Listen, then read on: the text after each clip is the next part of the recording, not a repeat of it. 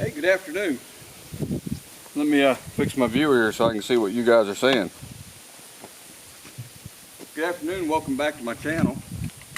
Today I want to talk about something called Demaree Split, or Demaree, or Demaree, or however you want to pronounce the word Demaree. That's how I pronounce it. A Demaree Split. Now, what is a split? Well, in the springtime, bees really start, the queen really starts laying, population goes through the roof. As the hive grows, they run out of room and they'll eventually swarm, which means half of your bees are like deuces, yo, and they're out the door and gone. And it's just how nature procreates everything. I wish I had my sunglasses with me, but we don't want that to happen, or we want to control how that happens. If you want to make honey, you got to keep the bees in a box. So this method here is a way that we can keep all of our bees in the box, increase honey production, and just hopefully keep things from swarming. Alright, so in this scenario here, what I've got set up, this is a double deep hive that has gone through winter. I think you guys can see the top edge of the bottom box down here. Queen has went nuts laying. Alright, the population of the hive is just exploding. I'm sitting there thinking, hey, this thing's about ready to swarm. So I'm going to come in here, I'm going to do this Demaree Split. Now, the Demaree Split, the goal number one is that the hive does not swarm. Okay, we're going to keep all the bees in the box. My goal, when I am done with my split, is to have all of the capped brood and open frames in the bottom of the box with the queen. Okay, then there's going to be a queen excluder, a couple honey supers on top, and I use mediums for my honey supers. And then the top brood box, this deep box, is going to have all of the open brood that's in this hive. Now, why do we do that? Well, the capped brood and open frames down in the bottom with the queen will give her a room to play, all the room she needs to play. It will, all the nurse bees are going to leave this bottom box, come all the way up to the top box to take care of the open brood up here. So the bulk of the bees are coming to the top. She's going to have a wide open bottom box. Give or take half the bees that was in the hive. In her mind, they've already swarmed, right? It's going to take away her urge to swarm. Now, a YouTube video, in my opinion, should be kind of like a woman's skirt. And yes, I said a woman's skirt. It should be long enough to cover the subject, but short enough to stay interesting. So I'm going to put the babbling here on the start, and we're just going to walk the dog through this. Now, before I get going, over here, you see I've got an extra box, right? I bring an extra deep box out to the hive with me. Over here off camera are my two supers. I've got a couple queen excluders. There's a handful of empty frames here in case I need them for something. And I've got a queen clip. So I need to catch my queen. Like I say, we need to make sure she's in the box. But hey, here we go. I walk out to the hive. I give it a little smoke. I pull the top off of it. And we'll lay the top down inside the hive. Now, I'm going to start through here. I'm going to pull this first frame out. Make a decision. Okay, that is all resources, right? I'm just going to make a decision on what this frame is. You will see frames that are nothing but resources. All right, you will not see frames that are all 100% capped brood or 100% open brood. I mean, I don't think so. Maybe your queen's a laying machine and you can get just frames of brood. But at the end of the day, just make a call when you pull it up here. All right, I take this next frame out. It's got resources on one side, it's got capped brood on the other. Alright, I'm going to start setting my capped brood over here. I take this frame out, I make the call, it's capped brood. Now while I'm doing this, I am looking for my queen. I'm not spending a whole lot of time looking for her, but I need to find my queen. This one comes out, okay, this frame has got some open brood on it. I'm going to leave it in this box. This frame here has got open brood. Oh, and there's my queen. I'm gonna grab my queen clip. Pretty dramatic, huh? snatch up my queen. I've got my queen safely in this clip. I'm going to take this and I'm going to set it down here somewhere safe and in the shade and just let her hang out for a little bit. Okay, this frame was open brood. I'm going to leave it in here. This frame here is pretty much, I'm going to call it open or capped brood.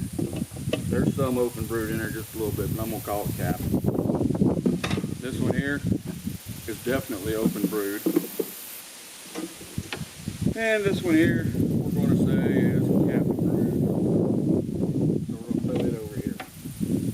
And then I can look and see I've got resources and resources. So I have 2 frames open resources. I have 3 frames of open brood. All right, I'm going to set this box off to the side. Now, you can probably figure out, this is my open brood, here's my cap brood. All right, so I'm going to start through this. Okay, frame of resources, we're going to leave it in there just because.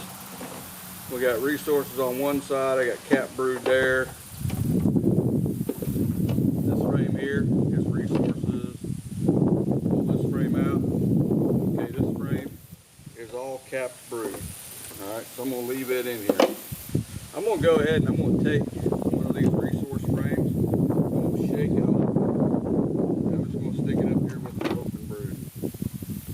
All right, that still leaves me some food down here in the bottom. We just said this was capped brood. I pull this one out. It is capped brood. I pull this frame out. It is all open brood. So I'm going to put my open brood over here. Now I've got another frame that is open brood. I'm going to put it over here. Now this one here is capped brood. And I've got resources and I've got resources. Alright, so I'm going to bank them to the outside. Now over here I had capped brood on these 3 frames.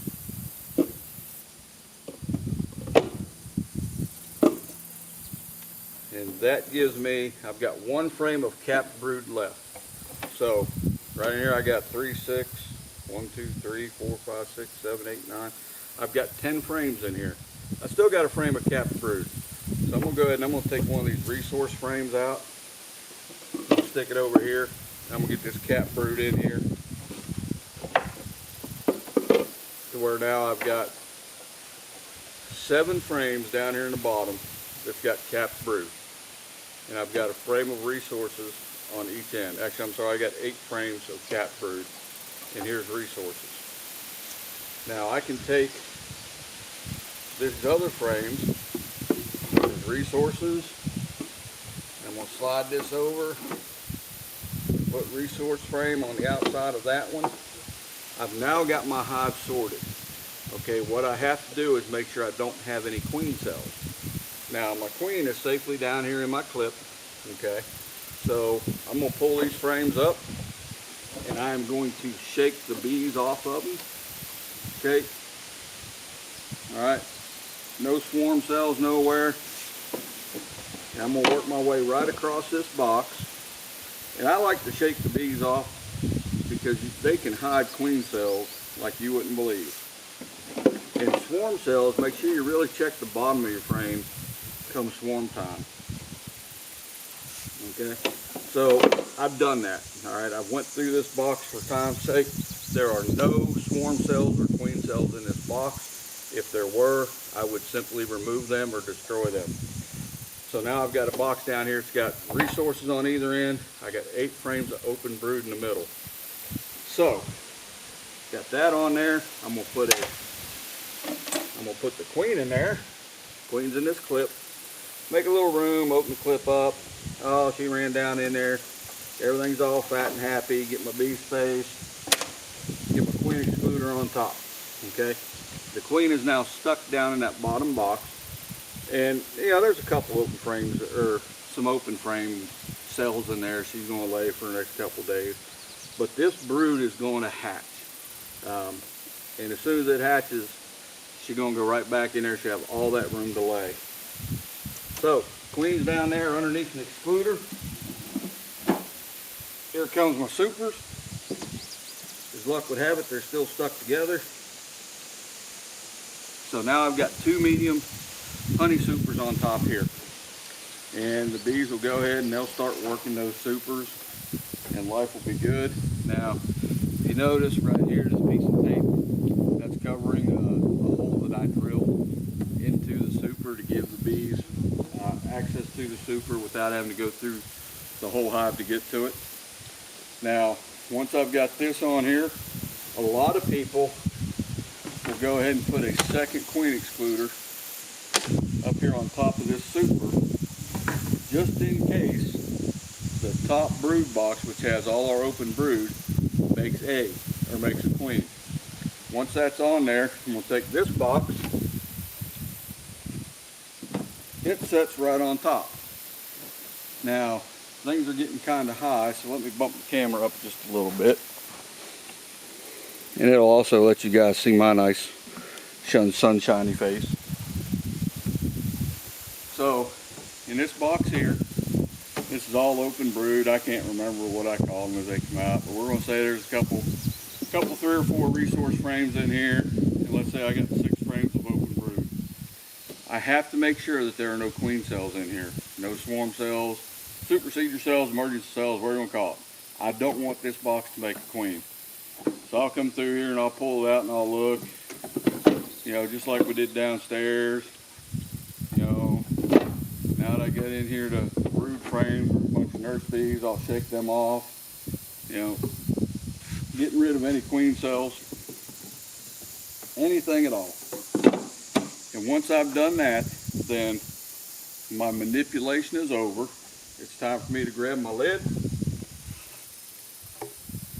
throw it up here on top of my beehive, and I've got things done. That's the mechanics of how to do the Demaree split. Now, I'm going to come back in approximately 5 or 6 days, and I have to go through this box again to make sure that these bees up here haven't started making a queen. When you get this brood chamber as far away from the queen as it is, a lot of times these girls will think that they're queenless, all right, and they'll start drawing out queen cells. I need to make sure I don't make a queen up here. That's not what I'm after. Now, I could let them make a queen if I wanted to, give them an entrance up top, and then after the honey flows over at some point in time, I could just do this box as a split and just take it off and set it somewhere, but that's not what I'm after. All right, I want this box to be queenless, and I'm simply going to let nature take its course. The queen will lay this box full. By the time she gets this box full, you know, we're going to be well into what we call the flow. So they shouldn't want to swarm anyway. They should just be busy bringing in honey. They've got frames to fill, they've got frames to draw, and everything's good. And that's what we're after. This works because we have the queen downstairs with pretty much nothing but forager bees, 2 honey supers to store honey in, and up top is we're starting out with all the open brood, which has pulled all of the nurse bees to the top box, which has really emptied this out, and we've tricked the queen. She thinks that we swarm. Anyway, this is the mechanics of how you go about this. I really do like having this extra box here. It's just handy as a pocket on a shirt, because you can see as we're moving frames and setting them aside. I hope you guys enjoyed the video. I don't see how long it's run. I hope it's fairly short. But do me a favor, drop me a like in here and throw a comment down there. Let me know your thoughts on how you do it. Things I may have done wrong, may have done right, and things that you do different. I'd love to hear some feedback on it. Hope you guys have a great day. Stay safe out there, and we'll see you on the next one.